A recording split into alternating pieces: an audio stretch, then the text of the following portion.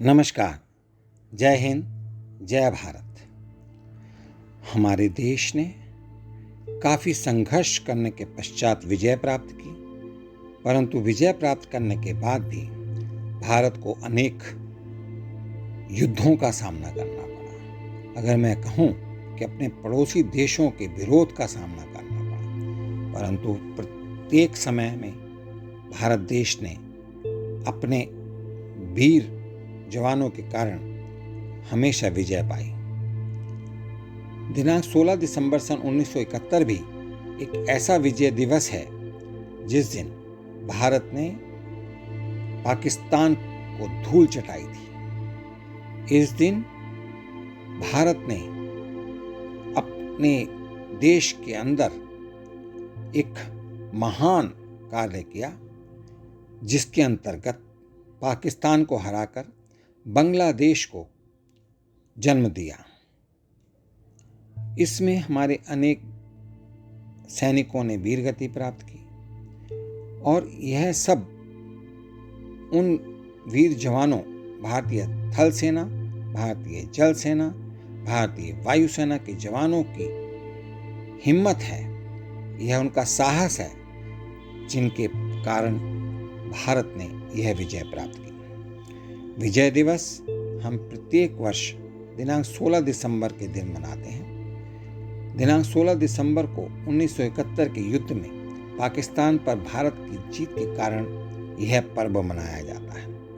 इस युद्ध के अंत के बाद 93,000 पाकिस्तानी सेना ने आत्मसमर्पण कर दिया था।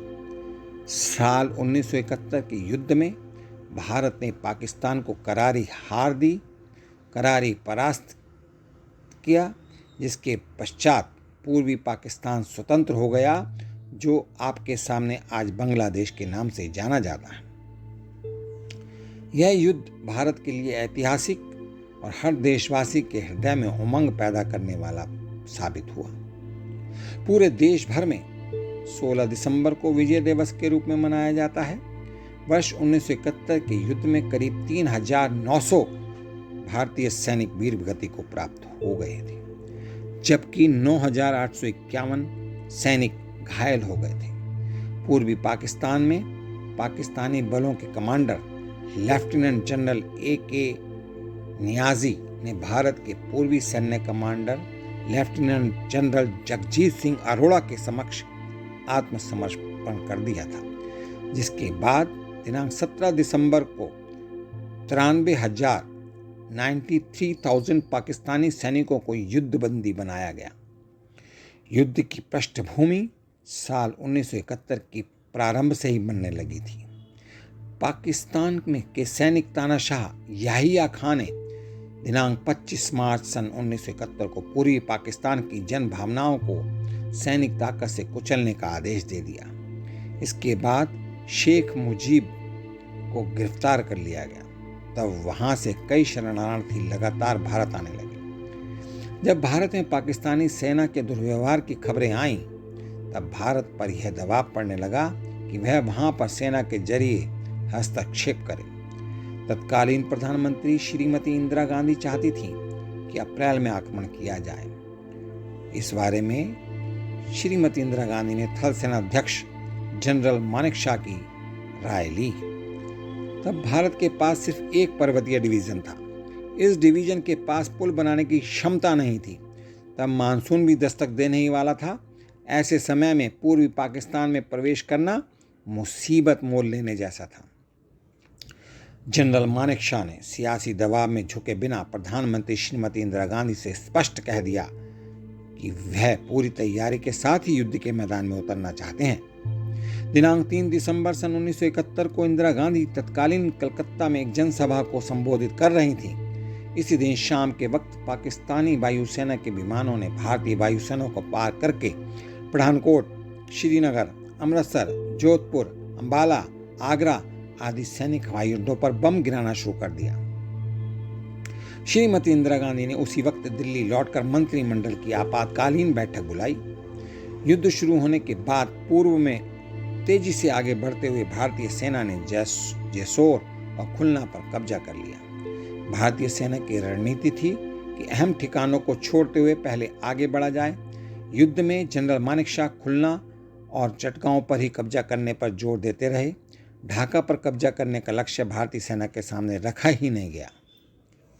दिनांक 14 दिसंबर को भारतीय सेना ने एक गुप्त संदेश को पकड़ा कि दोपहर 11 बजे ढाका के गवर्नमेंट हाउस में एक महत्वपूर्ण बैठक होने वाली है, जिसमें पाकिस्तानी प्रशासन बड़े अधिकारी भाग लेने वाले हैं। भारतीय सेना ने तय किया कि इसी समय उस भवन पर बम गिराए जाएं। बैठक के दौरान ही MiG-21 विमानों से भवन पर बम गिराकर मुख्य हाल की छत उड़ा दी गई। गवर्नर मलिक ने लगभग कांपते हाथों से अपना इस्तीफा लिखा। दिनांक 16 दिसंबर की सुबह जनरल जैकब को मानेकशॉ का संदेश मिला कि आत्मसमर्पण की तैयारी के लिए तुरंत ढाका पहुंचे।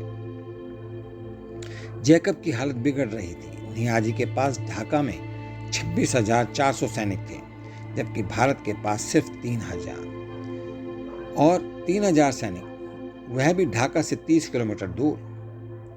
भारतीय सेना ने युद्ध पर पूरी तरह से अपनी पकड़ बना ली। जनरल अरोड़ा अपने दल बल समेत 1-2 घंटे में ढाका लैंड करने वाले थे और युद्ध विराम भी जल्द समाप्त होने वाला था। जैकब के हाथ में कुछ भी नहीं था। जैकब जब नियाजी के कमरे में घुसे तो वहाँ सन्नाटा छाया हुआ था।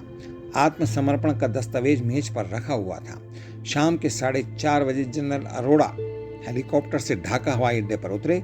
जनरल अरोड़ा और नियाजी एक मेज के सामने बैठे और दोनों ने आत्मसमर्पण के दस्तावेज पर हस्ताक्षर किए।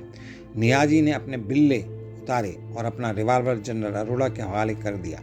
नियाजी की आंखों में एक बार फिर आंसू आ गए। अंधेरा घिरने के बाद स्थानीय लोग नियाजी की हत्या पर उतारू नजर आ रहे थे। भारतीय सेना के वरिष्ठ अफसरों ने नियाजी के चारों तरफ एक सुरक्षित घेरा बना दिया। बाद में नियाजी को बाहर निकाला गया। श्रीमती इंदिरा गांधी संसद भवन के अपने दफ्तर में एक टीवी इंटरव्यू दे रही थी।